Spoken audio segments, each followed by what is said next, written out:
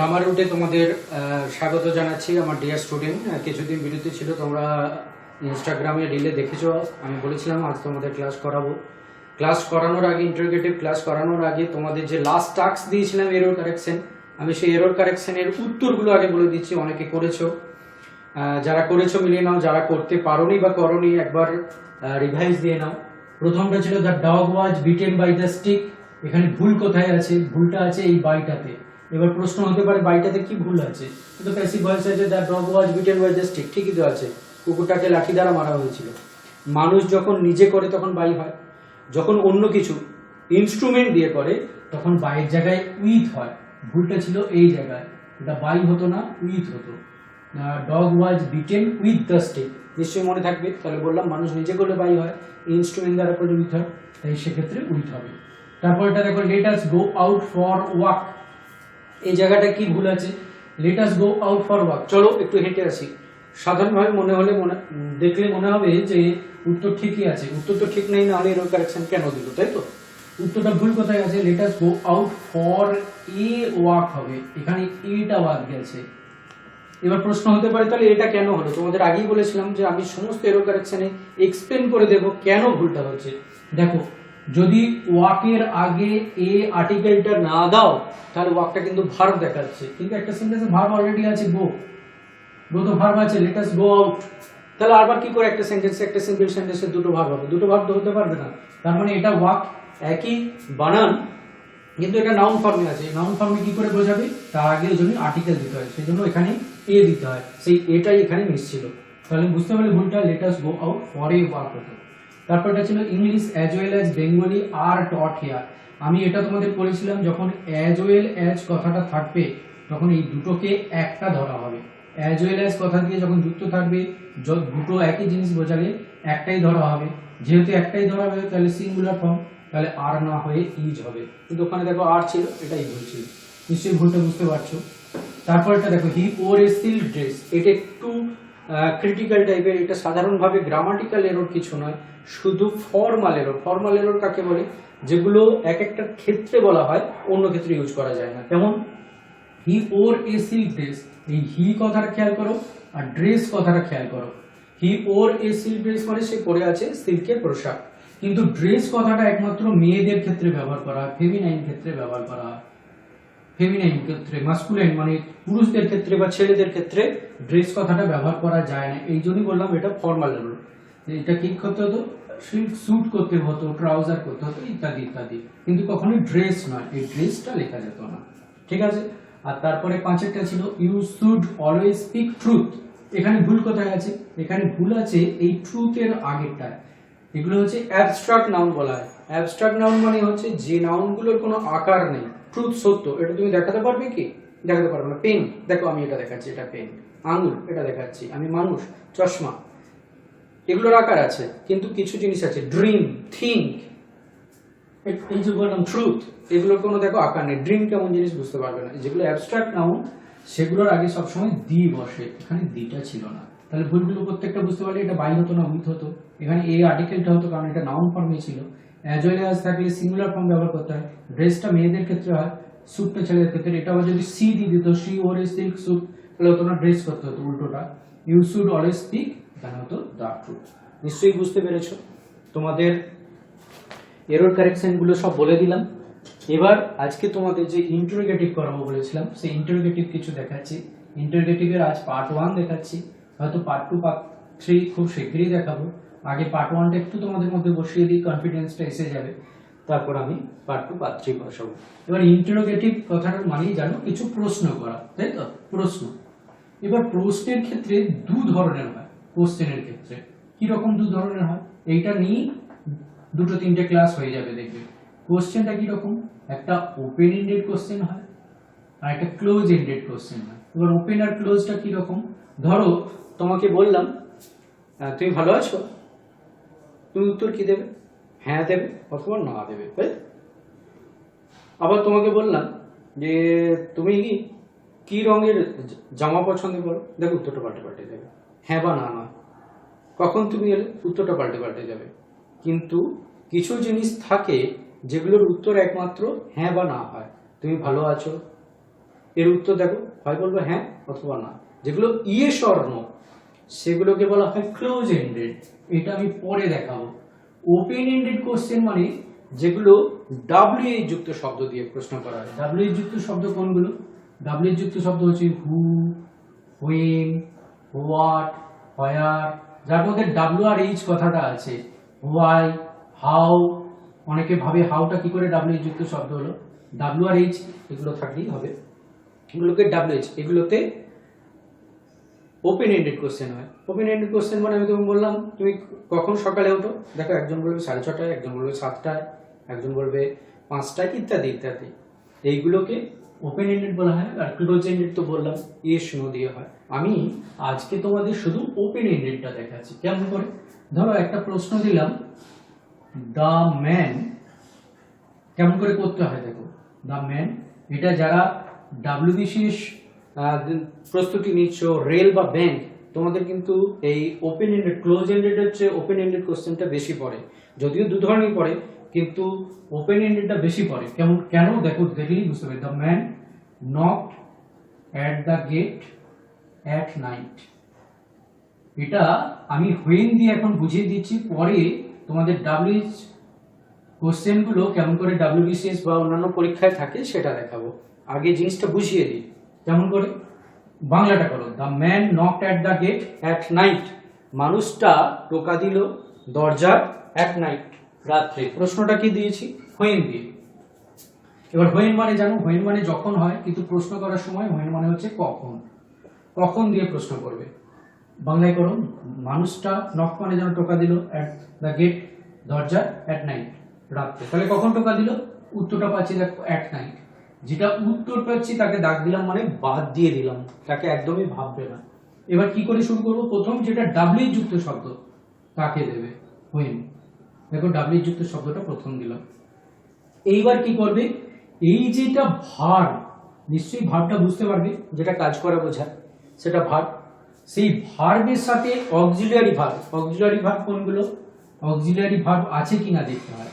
Auxiliary verb হচ্ছে, এটা তোমরা পড়েছো, am, is, are, was, were ইত্যাদি, হ্যাভ, হ্যাজ, শ্যাল, উইল, এগুলো তো পড়েছো। এইগুলো আছে কিনা দেখবে, শ্যাল, উইল ইত্যাদি ইত্যাদি। Shall, will, should, would, may, might, must, can, could ইত্যাদি। এগুলো ভয়েস চেঞ্জও অনেকবার বলেছিলাম, বা যারা ইংলিশ টেক্সটটা ফলো করছো দেখো ভয়েস চেঞ্জে আমি এগুলো অনেক এক্সপ্লেন করেছি কোনগুলো অক্সিলারি ভার্ব।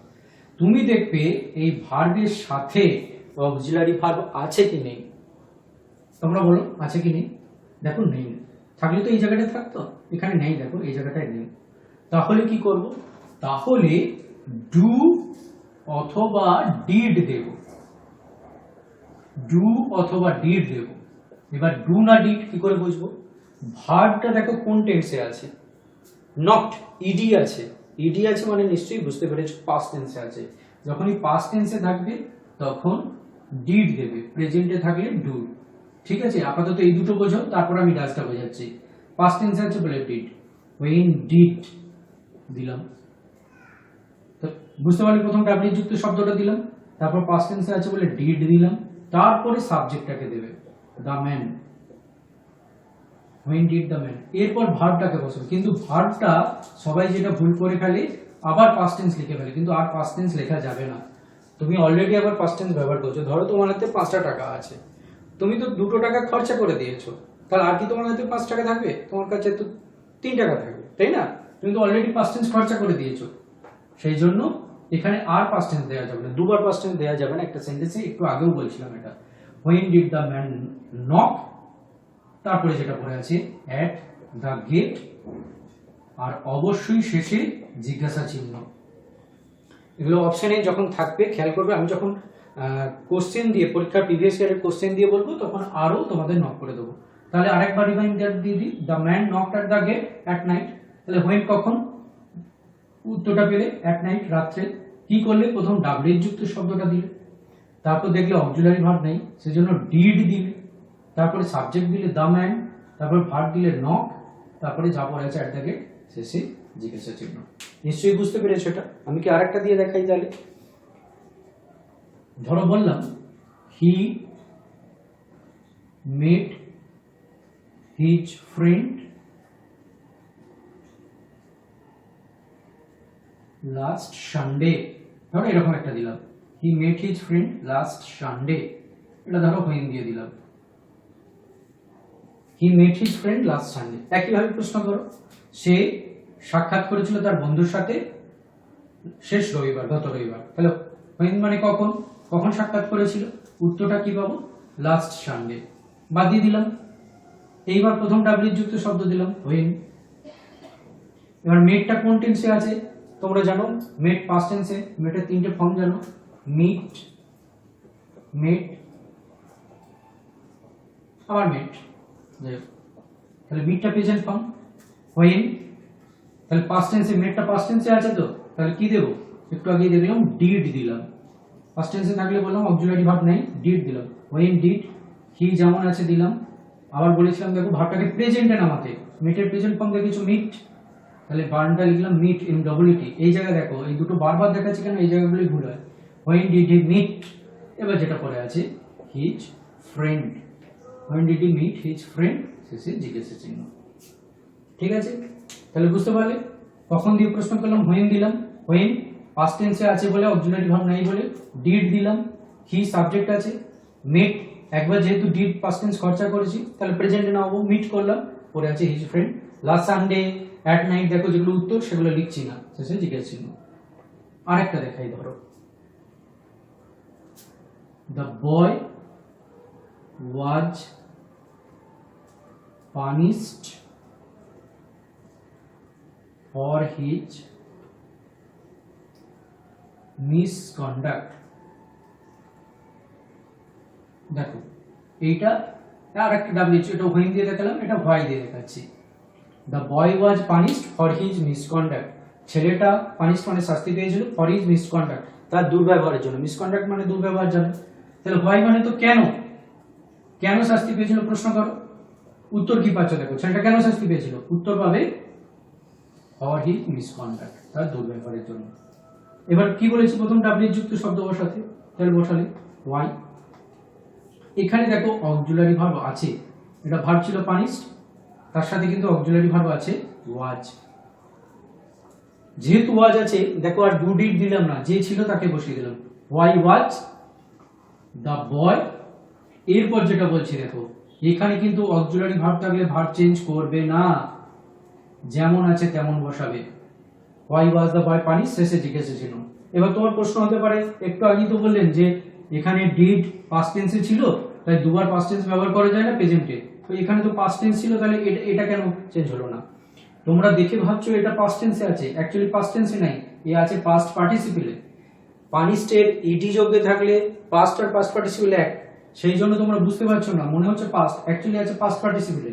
কারণ যে কোনো অক্সিলারি ভার্বের পর ভার্ব পাস্টে বসতে পারে না, পাস্ট পার্টিসিপেল এর মতো বসতে পারে, কিন্তু আমি বলেছিলাম পাস্ট থাকলে চেঞ্জ করা যায়, পাস্ট পার্টিসিপেল থাকলে না। এত কিছু ভাবতে হবে না, মনে রাখবে অক্সিলারি ভার্ব থাকলে ভার্ব চেঞ্জ হবে না, যেমন আছে তেমন বসবে। সেই জন্য দেখো ওয়াই ডাব্লিউ যুক্ত শব্দ দিলে, তারপরে ওয়াজ অক্সিলারি ভার্ব ছিল বলে ডু ডিড আনিনি, যেমন দিলাম, সাবজেক্ট দ্য বয়, ভার্ব যেমন আছে বললাম অক্সিলারি ভার্ব থাকলে ভার্ব চেঞ্জ করবে না, তাই চেঞ্জ করলাম না। আরেকটা ধরো দিলাম, একটু ওপরটা মুছে নিই, তোমরা নিশ্চয়ই এগুলো একটু বুঝতে পেরেছো, আমি ওপরটা একটু মুছে নিচ্ছি, দিয়ে আরেকটা জিনিস দেখাচ্ছি। তোমাদের বলছিলাম ডু ডিড দিয়ে দেখালাম, একটা ডিড দিয়ে দেখালাম, একটা অক্সিলারি ভার্ব দিয়ে দেখালাম, এইবার একটা ডাজের ব্যাপার দেখাচ্ছি। দেখো ধরো দিলাম he goes to office by train, এটা দিলাম ধরো হায়ার দিয়ে, এটাও একটা ডাব্লিউ যুক্ত শব্দ জানো, হায়ার। He goes to office by train, সে অফিস যায় ট্রেনে করে, তাহলে প্রশ্নটা কি করবে, হায়ার মানে কোথায় জানো, হায়ারের বাংলা করো কোথায়, তাহলে সে কোথায় ট্রেনে করে যায়, প্রশ্নটা করলে উত্তরটা কি পেলে, কোথায় যায়, অফিসে, সেটা বাদ দিয়ে দিলাম। তাহলে প্রথম ডাব্লিউ যুক্ত শব্দ দিলাম হায়ার। এইবার দেখো গোজটা তো ভার্ব ছিল, এর সাথে তো অক্সিলারি ভার্ব নেই, না থাকলে বলেছি ডু বা ডিড দিতে, কিন্তু এখানে দেখো এস আছে, সেই জন্য এস বা ইএস থাকলে ডাজ করতে হয়। পাস্ট টেন্সে থাকলে যেমন ডিড করো, ভার্বের সঙ্গে এস বা ইএস থাকলে ডাজ করতে হয়। Where does he, S by এসটা তো এখানে যুক্ত হয়ে গেছে, সেজন্য আর লিখতে পারবো না, শুধু গোটা লিখব, গো বাই ট্রেন। হোয়ার ডাজ, কেন ডাজ দিলাম, ভার্বের সঙ্গে এস আছে বলে, পাস্ট টেন্সে থাকলে যেমন ডিড দিই তেমন ইএস আছে বলে ডাজ দিলাম। হোয়ার ডাজ সাবজেক্ট হি যেমন আছে, ইএসটা তো উঠে এখানে যুক্ত হয়ে গেছে, তাই আর তো নিতে পারবো না, তাই শুধু দেখো গো বসেছে বাই ট্রেন। আশা করি বুঝতে পেরেছো। পরের দিন আরো কয়েকটা ডিফারেন্ট টাইপ দেখাবো। এবার একটু টাস্ক দিয়ে দিই তোমাদের, তোমরা বলেছিলে টাস্ক দিতে, আমি একটু টাস্ক দিয়ে দিচ্ছি, সেগুলো লিখে নিয়ে প্র্যাকটিস করো। নেক্সট যেদিন করাবো আবার যেমন টাস্কগুলো ক্লিয়ার করে দিই তেমন করে দেবো। তোমাদের যা জানানোর থাকে, যদি করতে গিয়ে কোনো অসুবিধা হয় অবশ্যই আমাকে জানাবে, আমি তোমাদের উত্তরগুলো করে দেবো, বা তোমাদের যেগুলো অসুবিধা থাকবে কমেন্ট করো, গ্রুপে কমেন্ট করতে পারো, চ্যানেলে কমেন্ট করতে পারো, আমি তোমাদের অবশ্যই হেল্প করব করতে গিয়ে যদি কোনো অসুবিধা হয়, কারণ তোমাদের দায়িত্ব বলেছি আমার, আমি অবশ্যই হেল্প করব। He visited the site last month, he visited the site last month, এটা হোয়েন দিয়ে করবে। নিজেরা প্র্যাকটিস করতে যেয়ে দেখো কোনো অসুবিধা হচ্ছে কিনা। তারপরে লেখো অনিল ওয়েন্ট, নাম থাকলে চেঞ্জ করবে না, যেমন থাকে তেমন দেবে। Went to market to buy vegetables, Anil went to market to buy vegetables, এটা বাই দিয়ে করলাম। অনিল বাজারে গেছে সবজি কিনতে, কেন দিয়ে প্রশ্ন করে উত্তরটা আগে দাগ দিয়ে নেবে, তারপর যা করার করবে। The girl was horrified to see the snake, horrified মানে হচ্ছে ভয় পেয়ে যাওয়া, মেয়েটি ভয় পেয়ে গেল সাপটাকে দেখে, এটাও ভয় দিয়ে দিলাম। আরেকটা দিলাম Anil and his brother, Anil swims, আরেকটা জিনিস পরের দিন দেখাবো তোমাদের। Anil swims in the pond every morning, Anil swims in the pond every morning, Anil প্রতিদিন সকালে পুকুরে সাঁতার কাটে, এটা হোয়ার দিয়ে দিলাম, ধরো হুইম দিয়েও দেওয়া যেত, একই হবে। তোমরা এই চারটে করে রাখবে। He visited the site last month, এটা হুইম দিয়ে। Anil went to market to buy vegetables, এটা বাই দিয়ে। The girl was horrified to see the snake, এটাও বাই দিয়ে। Anil swims in the pond every morning, এটা হোয়ার দিয়ে। তোমাদের এগুলো দিলাম, এগুলো যদি বুঝতে পেরে যাও। একটা জিনিস খুব শক্ত আছে, সেটা হচ্ছে হাউটা পাল্টে যায়, ওই জন্য ওটা আজকে দেখাইনি, পরের দিন দেখাবো। তারপর পরের দিন এইগুলো টাস্কগুলো করিয়ে দিয়ে পরের দিন WH এর আরো কয়েকটা জিনিস দেখাবো, যেমন তোমাদের কম্পিটিটিভ এক্সামে আসে, কিভাবে আসে, কেমন করে করতে হয় সেটা দেখাবো। আর তারপর পরের ক্লাসে দেখাবো যে কেমন করে ওপেন দেখালাম, ক্লোজ এন্ডেড যে কোশ্চেনগুলো হয় সেগুলো WH যুক্ত শব্দ নয়, শুধুমাত্র অক্সিলারি ভার্ব দিয়ে করা যায়, সেগুলো দেখাবো। তার মধ্যে তোমরা এই উত্তরগুলো করে নাও, যদি কিছু জানার থাকে আমাকে কমেন্টে জানাও, আমার কাছে হেল্প নিতে পারো, আমি হেল্প করার জন্য সবসময় প্রস্তুত আছি। আপাতত তোমাদের বাই।